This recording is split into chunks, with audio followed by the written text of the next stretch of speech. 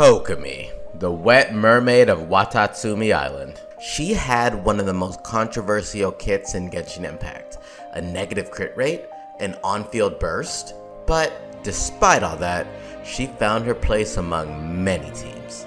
She is now considered one of the best characters in Genshin Impact, thanks to one thing: she's Hydro. Her healing is pretty amazing, and she has constant off-field Hydro application. You could treat her burst as a second skill because from a meta perspective, all you'll be using it for is to extend her jellyfish. So she's similar to Fischl in that regard, but with extra steps. With this, you can have 100% uptime on her elemental skill, because if you cast it and then activate her burst at least 11 seconds later, you can refresh the duration entirely, and then you'll immediately switch off and let her carries handle their shit. Essentially, she's Fischl, who trades big damage for healing and Hydro application, which in some cases is much better. I personally wanted Kokomi for my Dia. It would be perfect for a Burgeon team without me having to go through all the extra steps to do Burgeon with Dia. But Fontaine is right around the corner, the region of Hydro, and with that, the Hydro Archon would be introduced in the game within 18 weeks. Will she completely invalidate Kokomi, or will she be something completely different? From here on, this is just speculation, but with each Archon, we can begin to see a few trends and a few things they have in common. And the first thing is off-field elemental application. Venti got the worst part of it because it's tied to his burst, but if something is suckable and Venti is there to suck it, he will suck it good. Real good suck on the enemies. He is S tier hands down when it comes to things that can be sucked. Zhongli also got the short end of the stick because his pillars are unreliable. Sure, those long schlongs are hard, but they break easily. Raiden and Nahida got the best end of the stick. This is where Hoyo got into the groove of character design. Their skill application lasts 25 to 30 seconds, and they work unconditionally. You hit the enemy, you deal damage, no need for them to be on field. On top of that, Raiden fills you up. She pumps that juicy energy into you and keeps you topped off. And Nahida treats you to her sanctuary, where you're on the edge of euphoria with the elemental mastery boost that she provides. The Archons are meant to be used with any character, no strings attached. No conditional conditions, and they just work. Following this trend, Furina will have some sort of off-field Hydro application, but the big question is, will she heal? There are rumors heavily implying that she will damage you and possibly increase your damage by the amount that you're damaged. Again, this is just speculation at this point.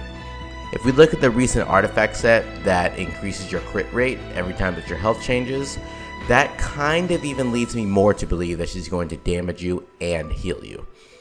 Eula was released in 1.5, and then Raiden came and boosted her team's power tremendously. Yaimiko came in 2.5 and had many flaws. Why does her ascension make her scale elemental mastery? And then bam, the next Archon Nahida is released? The perfect answer to that question.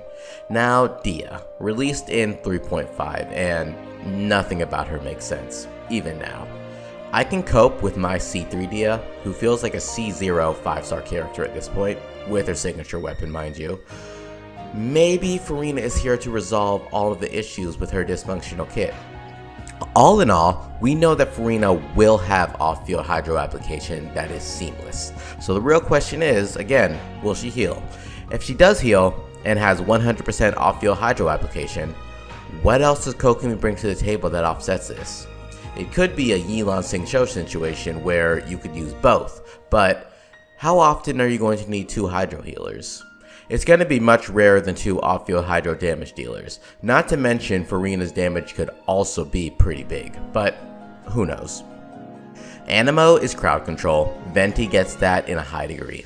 Geo is shielding. Zhongli is the best to this day in shielding capabilities. Electro is energy. Raiden is a pure battery. Dendro is elemental mastery, and Nahida embodies that flawlessly. Hydro is healing and HP scaling. It only makes sense for Furina to take on these traits in her own unique way. The purpose of this video is to let you know that you may want to skip Kokomi for the Hydro Archon, who may be better than her in every way. Because besides off-field hydro application and healing, what else does she have to offer? It could be that Farina doesn't heal, but honestly, I feel that's unlikely. If we look at Hydro, healing is the only thing that's constant between their character designs, that and HP scaling. But we will have to wait for confirmation on that. Kokomi is an amazing unit, and if you want her, don't hesitate to pull her. Pull for the characters that you want to have fun with in this game. If you've gotten this far in the video and you still feel like you want Kokomi, then get Kokomi. She can walk on water. That's pretty godly, don't you think? But if you are on the fence, I hope this video gave you a perspective about the future. I myself will be skipping Kokomi for Farina because you can't get back Primo Gems you've spent, ever. However, you can wait for the next best option and grab Kokomi on her rerun if that's the case. Please like this video if you enjoyed it so we can push this video in the algorithm, and subscribe if you really like my content.